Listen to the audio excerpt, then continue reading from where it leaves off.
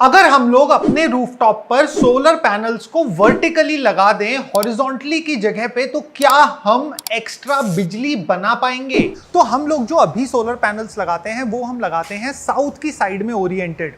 तो इसका रीजन क्या है कि अर्थ को अगर हम इक्वेटर से डिवाइड करेंगे तो जो टॉप पोर्शन है जिसमें पूरा का पूरा इंडिया आता है, हम लोगों को सोलर पैनल साउथ की साइड ओरिएंट लगाने चाहिए। और वहीं इक्वेटर के नीचे वाली साइड जैसे कि ऑस्ट्रेलिया, तो वहां के लोग अपने सोलर पैनल्स को नॉर्थ की तरफ ओरिएंट करके लगाते हैं, जिससे कि जब सन ईस्ट से निकलता है और वेस्ट की तरफ जाता है तो हम अपने सोलर पैनल्स पर मैक्सिमम सनलाइट कैप्चर कर सकें।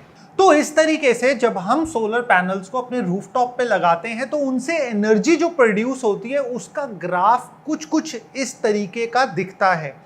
तो इस तरीके के ग्राफ में आप देख सकते हो कि अर्ली मॉर्निंग आवर्स में और लेट इवनिंग आवर्स में प्रोडक्शन काफी कम होता है, मगर दोपहर के समय में प्रोडक्शन अपनी पीक पर होता है।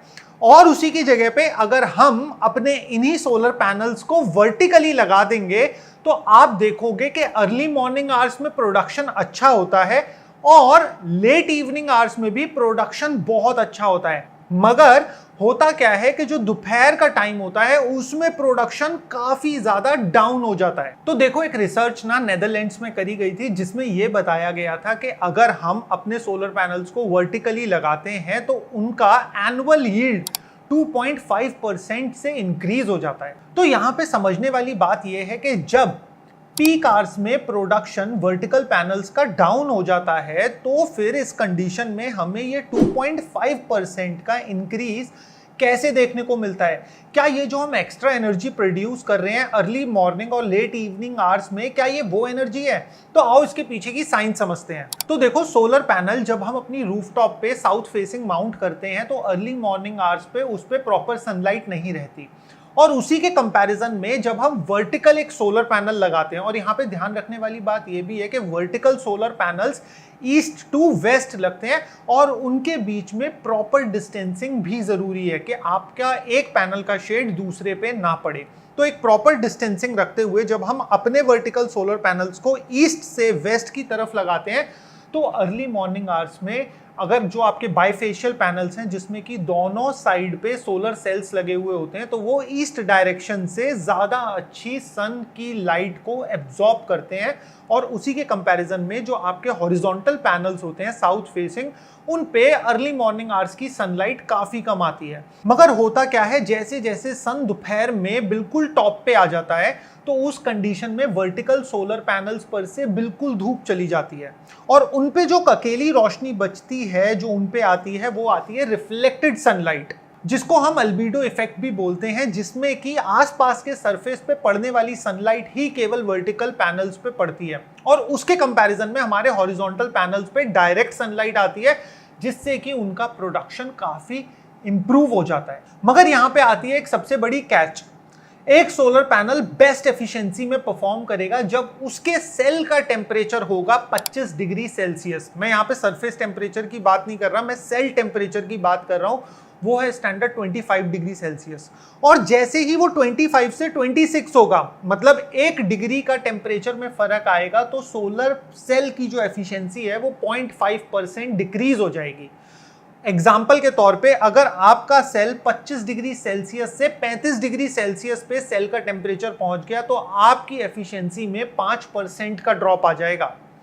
अब यहाँ पे जो हमारे वर्टिकल सोलर सेल्स हैं उनको एक एडवांटेज मिल जाता है, उन पे डायरेक्ट सनलाइट नहीं गिरती, जिससे कि वो सोलर सेल्स ठंडे रह पाते हैं और इसी वजह से वो ज्यादा इंप्रूव्ड एफिशिएंसी में काम कर पाते हैं। और यही एक रीजन है जिसकी वजह से नेदरलैंड्स के उस रिसर्च में वर्टिकल सोलर पैनल्स ने 2.5% एक्स्ट्रा इलेक्ट्रिसिटी बनाई थी, कंसिडरिंग नेदरलैंड्स अपने आप में काफी ठंडी जगह है। और केवल यही नहीं, वर्टिकली सोलर पैनल्स लगाने के और भी कई फायदे हैं, जैसे कि डस्ट एक्यूमुलेशन। जो हमारे हॉरिजॉन्टल सोलर पैनल्स होते हैं उनकी रेगुलर मेंटेनेंस एंड क्लीनिंग करनी पड़ती है, बट वर्टिकली जब हम किसी चीज को लगाएंगे तो उस पर बर्ड ड्रॉपिंग्स भी कम होंगी और उसी के साथ साथ उसके ऊपर डस्ट भी कम एक्यूमुलेट होगी। इसका मतलब यह है कि उनकी मेंटेनेंस में हमारे को कम पैसा खर्च करना होगा। जब एक सोलर सेल कॉन्टिन्यूसली सनलाइट में रहता है तो उसका टेम्परेचर दिल्ली जैसे रीजन में 100 डिग्री सेल्सियस तक भी पहुंच सकता है और पहुंचता भी है। मगर उसकी जगह पे अगर एक सोलर पैनल का टेम्परेचर रेगुलेटेड रहेगा तो उसकी लाइफ काफी ज्यादा बढ़ जाएगी। ये भी एक रिसर्च में आया था कि अगर एक सोलर पैनल अपने एफिशिएंट टेम्परेचर पे परफॉर्म करता है तो उसकी लाइफ में 25 इयर्स एक्स्ट्रा ऐड हो जाते हैं इन कंपैरिजन टू एक सोलर सेल जो कि एक्सट्रीम हीट और वेदर कंडीशंस में रहता है। और इसके साथ में रिसर्च में एक और चीज निकल के आई कि वर्टिकली माउंटेड सोलर पैनल्स तब अच्छा परफॉर्म करते हैं जब उनके आगे और पीछे, मतलब उनके दोनों साइड में बर्फ गिर जाती है। अब यहाँ पे बर्फ का केवल उसके व्हाइट रंग के अलावा कोई रेलेवेंस नहीं है, क्योंकि बर्फ जब गिरती है तो वो व्हाइट चद्दर पैनल के चारों तरफ क्रिएट कर देती है, जिससे कि रिफ्लेक्शन काफी ज्यादा बढ़ जाता है सनलाइट का।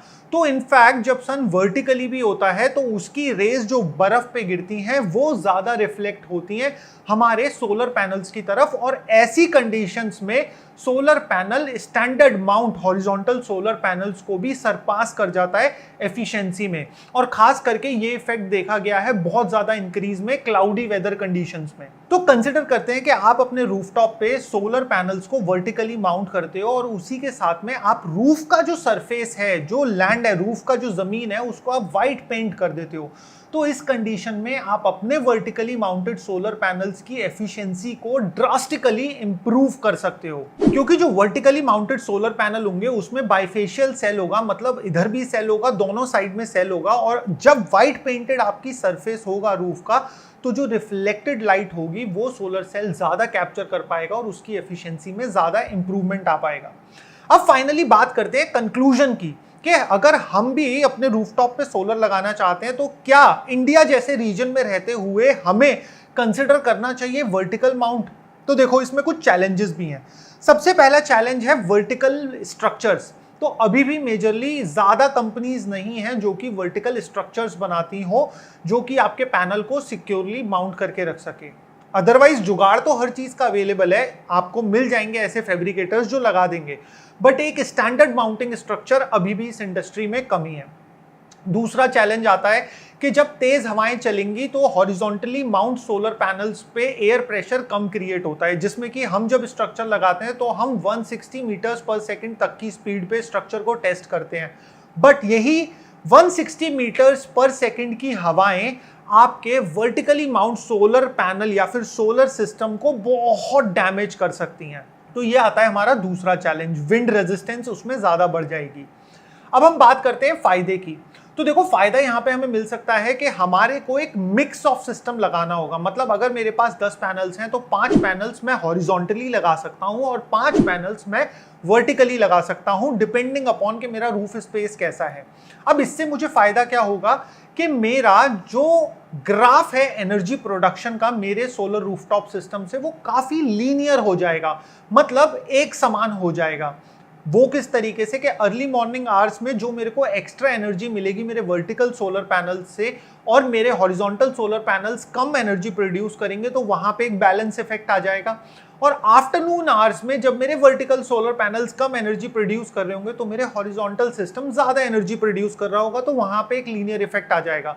तो मेरा ओवरऑल जो डे प्रोडक्शन का कर्व होगा वो ज्यादा अप डाउन नहीं करेगा, वो एक लीनियर कर्व बन जाएगा। और यही नहीं, एक YouTube चैनल है एवरीडे गाय डेव, और उन्होंने इस चीज में डीप डाउन रिसर्च करी है, दोनों पैनल्स को साइमल्टेनियसली उन्होंने टेस्ट करा है और उनकी रिसर्च में यही निकल के आया कि जब क्लाउडी वेदर होता है या फिर जब बर्फ ज्यादा पड़ती है उस कंडीशन में वर्टिकली माउंटेड सोलर पैनल ज्यादा इलेक्ट्रिसिटी प्रोड्यूस कर पाते हैं इन कंपैरिजन टू आपका traditionally mounted horizontal solar panels. और इसी के साथ में एक और एडवांटेज वर्टिकल सोलर पैनल्स का निकल के आता है कि जब आपको लैंड का यूटिलाइजेशन करना है फार्मिंग के लिए या फिर किसी और पर्पस से, तो आप वर्टिकली माउंटेड सोलर पैनल्स को लगा सकते हो, जिससे कि आपके पास में पूरा का पूरा स्पेस बचा रहेगा फार्मिंग और एग्रीकल्चर इक्विपमेंट्स चलाने के लिए। तो आप वर्टिकली माउंटेड सोलर पैनल्स के बारे में क्या सोचते हो, और अगर आपने एक्सपेरिमेंट करा है, आपके पास में कुछ रिजल्ट्स आए हैं, तो आप हमें वो कमेंट सेक्शन में बता सकते हो। और अगर आप एक डिटेल में वीडियो देखना चाहते हो जिसमें हमने